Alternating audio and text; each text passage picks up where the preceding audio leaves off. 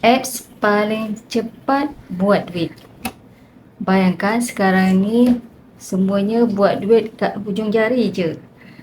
Okay, jadinya nak buat duit setiap hari sangat-sangat mudah sekarang ni.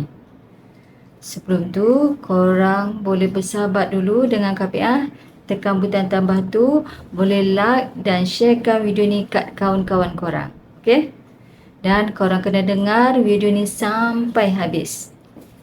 Apa yang KPA nak ceritakan bestnya pasal apps ni. Apps ni korang akan dapat secara percuma je tau. Lepas tu korang boleh buat duit berkali-kali tanpa henti. Dan dengan adanya apps ni, tak perlu korang susah-susah nak order, nak post barang, tak perlu pening-pening kepala nak uruskan tim korang. Semuanya dalam satu apps ni je. Jadinya korang akan dapat banyak masa untuk generate lebih banyak income.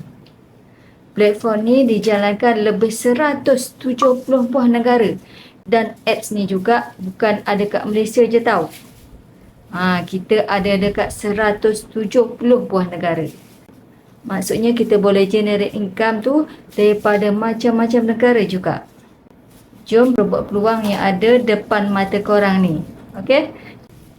KPA dah sediakan semua tutorial untuk korang mula berbisnes. Okay, sekarang ni korang pergi dekat profil KPA, kat bawah tu ada link dan isi maklumat yang KPA perlukan. Okay, yang akan kontak korang.